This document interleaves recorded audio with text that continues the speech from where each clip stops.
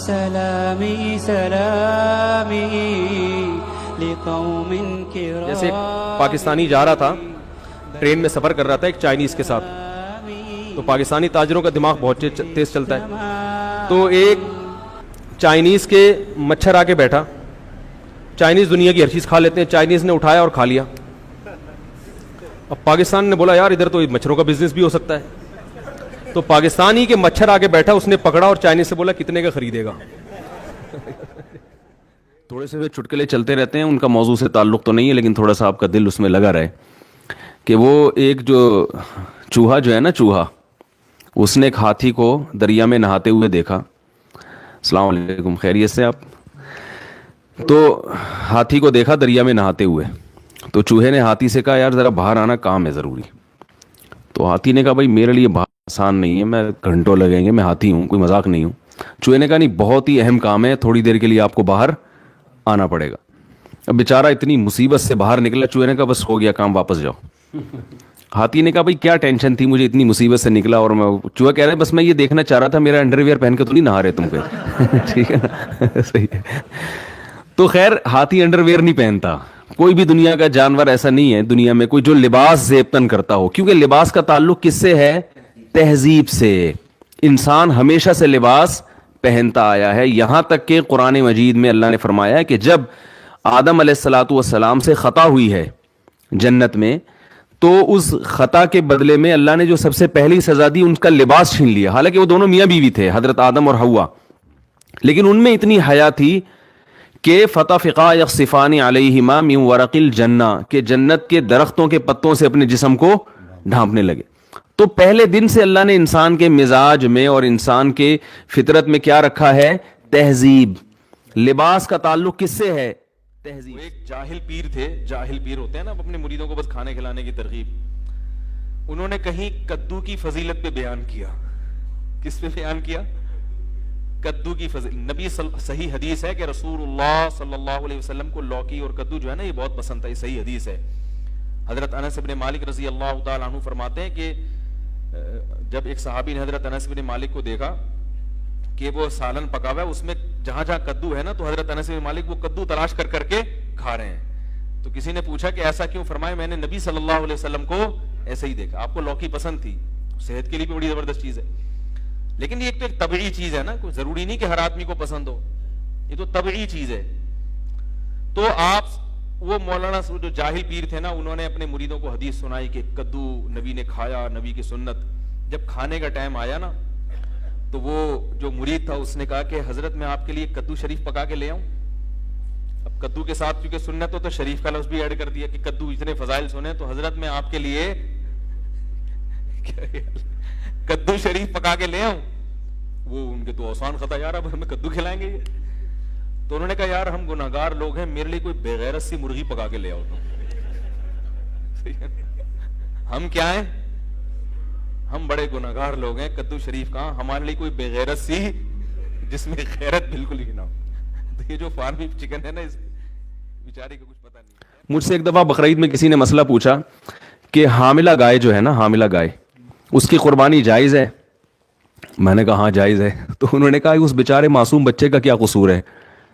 وہ جو گائے کے پیٹ میں معصوم بچہ ہے اس کا کیا قصور ہے؟ تو میں نے کہا اس کی ماں بیچاری کا کیا قصور تھا جس کو ہم کاٹ رہے ہیں, اس سے اس کو کسی جرم کی سزا دی جا رہی ہے. تو جانور بیچارے کا کوئی قصور تھوڑی ہوتا ہے کہ جو ہم اس کو کاٹ کے کھاتے ہیں. وہ اللہ نے بنایا کس کے لیے؟ ہمارے لیے. چٹکلا سناتا ہوں نا, کئی بار آپ سن چکے ہیں. وہ ایک بچے نے, ایک مس تھی, انہوں نے وہ بچے بیٹھے ہوئے تھے, اسٹوڈنٹس بیٹھے ہوئے تھے, ان سے معاہدے لیے کہ دیکھو بیٹا پکا وعدہ کرو, پکا وعدہ کرو کہ پان گٹکا نہیں کھاؤ گے. انہوں نے کہا میس پکا وعدہ پان گٹکا نہیں کھائیں گے. بیٹا پکا وعدہ کرو چوری نہیں کریں گے. میس کبھی بھی چوری نہیں کریں گے. ہر چیز پہ وعدہ کر رہے تھے, سارے معاہدے کروا لیے, ملک کی خدمت کریں گے, یہ کریں گے, وہ کریں گے, ایمانداری سے جہاں بھی جائیں گے ایماندار. آخر میں کہا کہ بچوں پکا وعدہ کرو لڑکیوں کا پیچھا نہیں کریں گے. بچوں نے کہا پکا وعدہ لڑکیوں کا پیچھا نہیں کریں گے. اب بچوں جو نا اندر وعدہ تو کر لیا. اب مس نے کہا اچھا پکا وعدہ کرو ملک پر جب جان دینے کی باری آئی تو جان دیں گے. انہوں نے کہا دے دیں گے, ایسی زندگی کا کرنا بھی کیا ہے ہم نے. جب جان دینے کی باری آئے گی تو کیا کریں گے؟ جان دے دیں گے, زندگی کو بچا کے کرنا بھی کیا ہے. میں تو ایک جگہ حیران ہو گیا, ہم کہیں جنگل میں گئے تفریح کے لیے, تو مجھے تھوڑا سا شوق ہے مختلف لوگوں کا انٹرویو لینے کا, ان کا کلچر کیا ہے.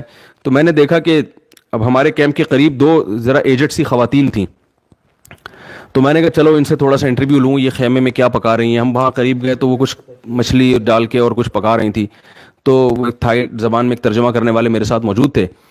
تو وہ انہوں نے بتایا کہ یہ مفتی صاحب ہیں, ہمارے عالم ہیں, یہ آئے ہیں, یہ آپ سے انٹرویو لینا چاہتے ہیں. میں نے ان سے پوچھا آپ کیسے رہتے ہیں, کیا کھاتے ہیں, تو گپ شپ ہوئی. تو پھر جب انہوں نے تعارف کروایا نا کہ ہمارے عالم ہیں یا مذہبی رہنما ہیں, تو پھر وہ کہنے لگیں خواتین کہ آپ, وہ تھیں تو بدھسٹ تھیں, تو انہوں نے کہا آپ ہمارے لیے گاڈ سے دعا کریں کہ اللہ ہمیں اولاد دے دے. تو میں نے کہا یہ دونوں لیڈیز کے اولاد, یعنی شاید ہمیں سے مراد ہو, ان کے میاں کہیں اور رہتے ہوں گے, دونوں کی اولاد نہیں ہوئی. تو میں نے کہا کہ وہ کیا مطلب آپ دونوں کے, یعنی شوہر کہاں ہیں؟ تو پتہ چلا کہ یہ ان کا شوہر ہے اور یہ کیا ہیں. تو میں نے ان کو, ویسے وہ اردو سمجھتے بھی نہیں تھے, میں نے تھوڑا مزاق کیا, میں نے کہا اسی وجہ سے تو اولاد ہو نہیں رہی. بھائی اولاد کے لیے ایک کا عورت ہونا تو دوسرے کا مرد ہونا, یہ تو دونوں فرشتے بھی کنفیوز ہو رہے ہیں کہ یار یہ کیا مسئلہ ہوا کیا ہے. ٹھیک ہے کہ بھائی ان کو اولاد اللہ کی طرف سے دے کیسے ہم. تو ایسے عجیب فیشن ان لوگوں کے کہ مرد نظر نہیں آتا اور عورت نظر نہیں آتی. تو اسلام نے حکم دیا کہ مرد ہو تو حلیہ کیسا ہونا چاہیے, یہ نیچر ہے بھائی, مرد بن کے رہے اور عورت بن کے رہے. وہ ایک آدمی کسی کے یہاں رشتہ, بیان ختم ہو گیا, جو جانا چاہیں جا سکتے ہیں. ایک آدمی کسی کے گھر میں رشتہ لینے کے لیے گیا, تو وہ لڑکی کے ابا نے نا, جو لڑکا آیا تھا رشتہ لینے کے لیے, اس کے سامنے چائے اور بسکٹ رکھ دیے. اب وہ لڑکا وہ ڈبو کے کھا رہا ہے نا, تو لڑکی کے والد نے بولا کیا ہے, اس کو تو تمیز نہیں ہے کھانے کی, تو انکار کر دیا رشتے کا. اب لڑکے کو بڑی شرمندگی, بھی بہت افسوس ہوا یار یہ کیا ہو گیا, اور پتہ بھی تھا کہ کیوں انکار کیا. تو باہر نکل کے لڑکی کے ابا سے کہتے ہیں رشتے کا آپ نے انکار کر دیا, افسوس تو بہت ہوا, مگر ڈبو کے کھانے کا اپنا ہی مزہ ہے. ڈبو کے کھانے کا اپنا ہی مزہ ہے, تو وہ تھوڑی چھوڑیں گے ہم.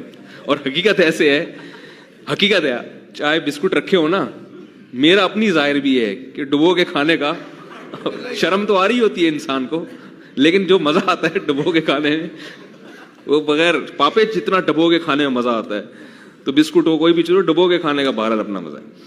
تو اب کوئی بھی, میں کہیں جاتا ہوں نا, کوئی لوگ چائے بسکٹ رکھ دیتے ہیں زبردستی کہ کھا وہ لو, تو پھر میں ڈبو کے ہی کھاتا ہوں, اور میں بولتا ہوں بھائی ڈبو کے کھانے کا اپنا مزہ ہے.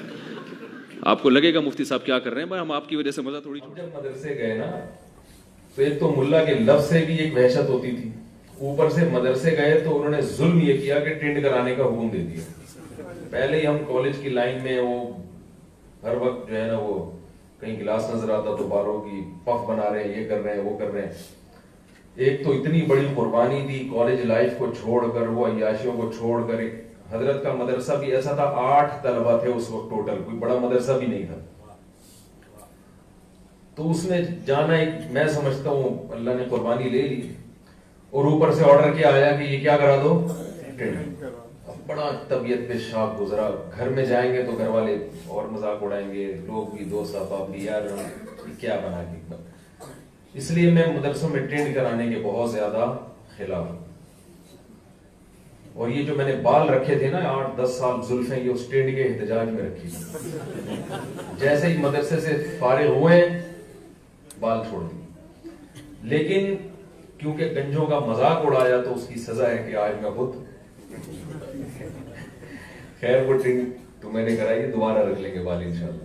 تو ان دنوں میں جب ہم روزانہ, یعنی ہر تھوڑے دن کے بعد آرڈر آتا تھا کہ ٹینٹ کرا لو, تو ایک دن میں افسردہ بیٹھا ہوا تھا, تو ایک طالب علم تھا, اس نے مجھے ایک شعر سنایا, تو بڑی تسلی ہوئی. شعر اصل میں تو یوں ہے, رضینا قسمت الجباری فینا, حضرت علی کا شعر ہے رضی اللہ عنہ.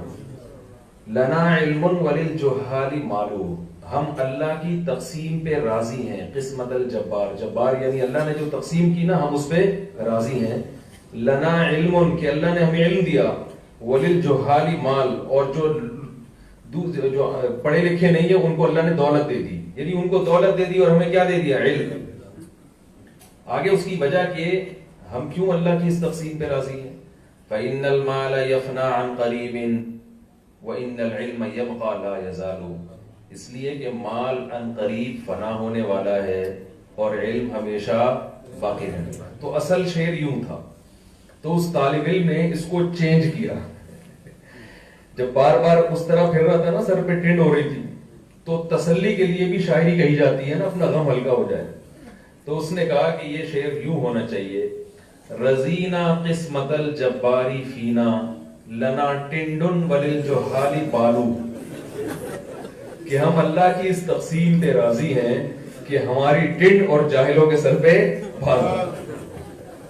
آگے دلیل: فَإِنَّ الْبَالَ يَفْنَى عَنْ قَرِيبٍ وَإِنَّ الْٹِنْڈَ يَبْقَى لَا يَزَالُ. اس لیے کہ بال عن قریب ختم ہو جائیں گے اور ٹنڈ ہمیشہ بڑھ گئے. ٹنڈ ہمیشہ کیا رہے گی؟